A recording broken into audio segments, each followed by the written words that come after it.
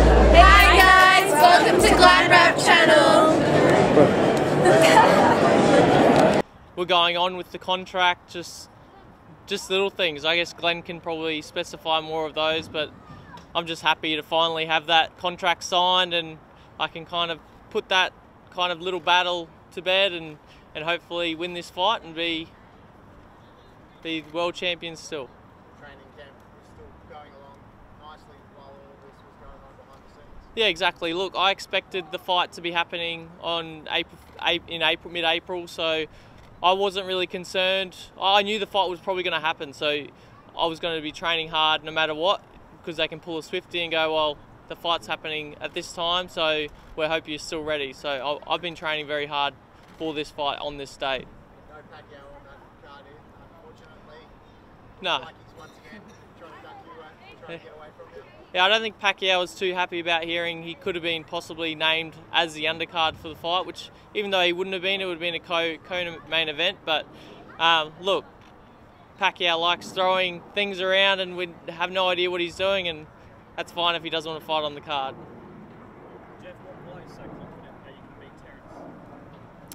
I'm confident because I know I've got the skills and I've got the heart in there to win. Like, Terrence is a great fighter, great counter fighter. He's fast, he's powerful, but he hasn't fought anyone like me before, and I think I've got what it takes to win. And he's had to step up a few weight divisions recently. How hard is that to do? And for you, if you had to do the same thing, how hard would that be to do?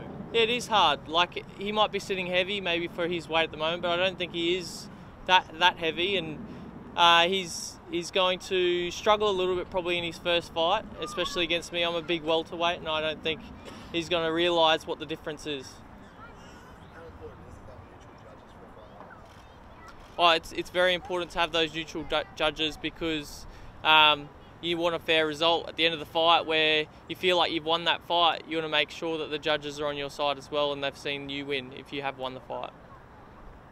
This is going to be, Pacquiao was a war, this is going to be just the same, if not more ferocious, isn't it? That's the impression I get. Yeah, exactly. I suppose everyone keeps saying that Pacquiao was old when he fought me, which he is a little old, late 30s, but me and Terrence now are exactly the same age, 30, in our prime in boxing, and it's going to be a cracking fight. Bear in mind, Sean, you're only old when you lose. Like when Mayweather won against McGregor, no one mentioned age. So That's true. Yeah. Jeff, but you're going over there, it makes it hard. Like, just like everyone understands that, and this guy has got so many raps on him, not many people think he can do it.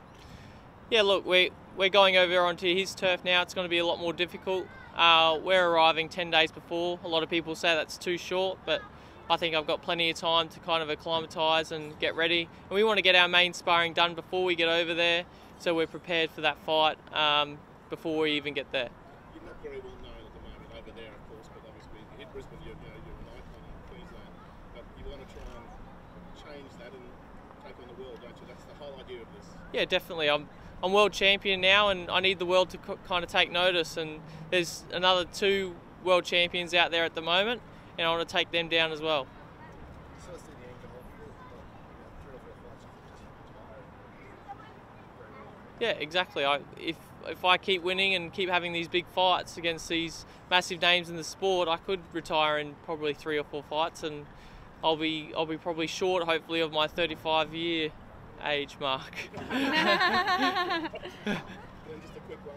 Sure. Just between you two, like as I say, the whole world's against you by the sounds of it, but between you and Jeff, you're supremely confident you can pull this off. Absolutely. You know, I've done the analysis. I know how to beat Terrence Crawford. I've just got to get that into Jeff's body and mind.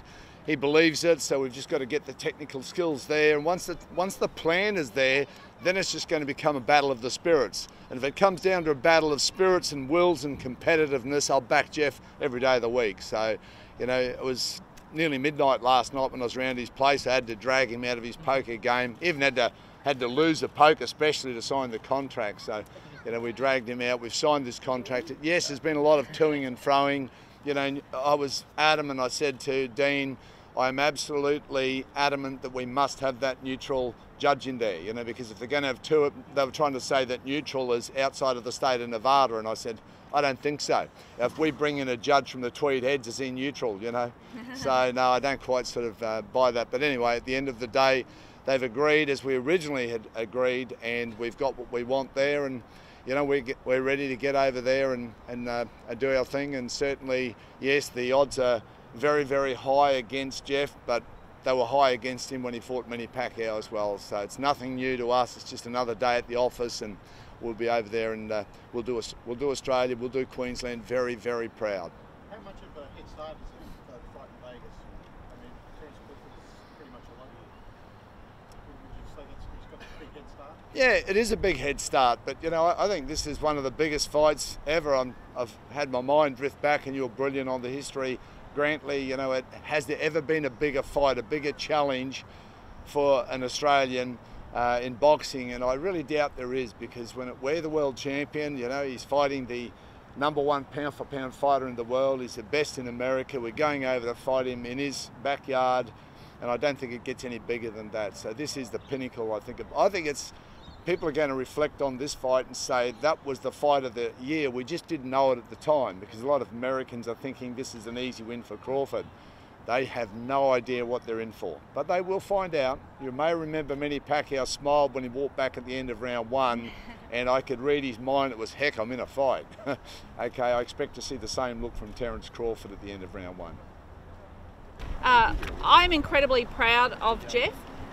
Jeff is a fantastic role model for many Queenslanders, and we will be on Jeff's side as he takes on Terence Crawford. And once again, I wish him all the very best, and it's wonderful to catch up with both Jeff and Joe and baby Isabel today. As the Premier said, is all about Queenslanders saying we're getting behind our man. Horn is a proud Queenslander. He embodies all of the values that we hold dear as Queenslanders, and today is a way of us saying very clearly that we've supported Horn from day one, and we are very proud to be here today, wishing him all the luck, as the Premier said, as he heads from Brisbane to Las Vegas. Jeff Horn, just want to give you some quick background on who we're about to fight. This fight in Las Vegas is Jeff Horn's debut on American soil, and is without doubt his toughest fight to date.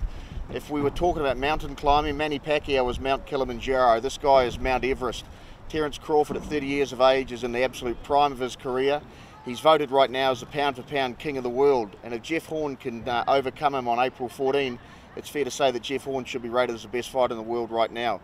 This guy is 30 years of age. He's got 33 fights under his belt. He's won all of those fights without loss, as is Jeff, so somebody has got to go in this fight. And I think this will be the most significant fight in Australian boxing history, and I think it's going to become one of the all-time great Australian moments in sport, where Jeff climbs his own personal Mount Everest in his biggest fight to date. So one of the biggest things we have to do is get across just how good Terence Crawford is.